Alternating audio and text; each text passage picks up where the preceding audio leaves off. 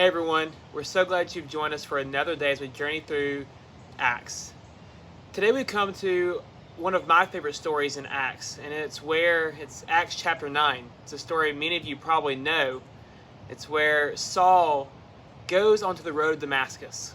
As many of you know, Saul is traveling, and Saul is somebody that many of us have become very familiar with.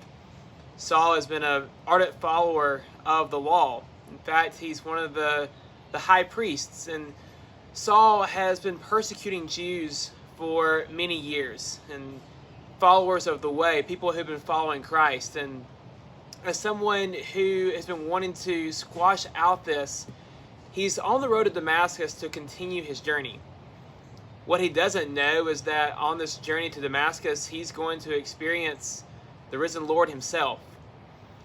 And during this journey, while he's there, he's blinded by a light from heaven. And on this journey, when this light happens, he hears this voice that cries out to him and asks him, "Saul, Saul, why are you persecuting me?" And Saul cries out, "Who are you, Lord?" And Christ says back, "It is I whom you are persecuting." This encounter with the risen Lord completely changes Saul's life. He goes blind and he receives instructions to go on into the city and says that he will get more instructions while he's there. Later on, we hear that Christ sends Ananias, a disciple of God, to go meet Saul, and Saul ends up becoming a follower of God. He's baptized. And what an amazing story that is, that we see this incredible journey for Saul. He's somebody who is persecuting these followers of Christ, these followers of the way. And later on, we see that now that he goes out and begins teaching about Christ, and well, he becomes the one being persecuted. In this chapter, we see that as he goes out and begins preaching and teaching about Jesus, the Jews, they don't know if they should believe him or not, because they know about his reputation. They know who he is. He's been persecuting their friends and their families. What an amazing, crazy story, and this is just the beginning for Saul. Well, that gets me thinking about our own journey and experiences with Jesus.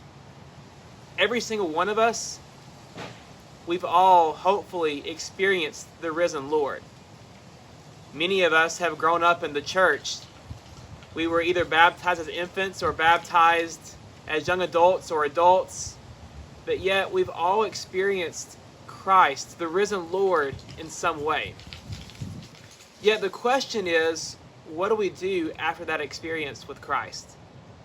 Do we just write it down as something in a journal to think about and as a memory? Or do we let it change our lives and change who we are like Saul did? Do we let the experience that we had with Christ change who we are to go out and to share the gospel? Saul ends up writing almost the entire New Testament, and he lets nothing stop him from sharing the story of who Christ is. And it's such an amazing testament to who he is, because he becomes persecuted, he's thrown into prison, and there's so much that happens to him along the way. So friends, I want to ask you, what experiences have you had with Christ? And the experiences with Christ don't have to be a once-in-a-lifetime thing. You can experience Christ every single day of your life. But I hope that you won't let that experience just be something that you experience and let it go. I hope it'll change your life, and you'll let that experience go on to share that love and the gospel with everyone that you meet.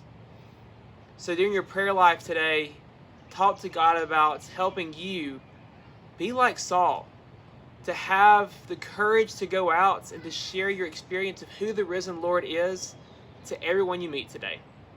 Thanks for joining in, and we hope to see you tomorrow.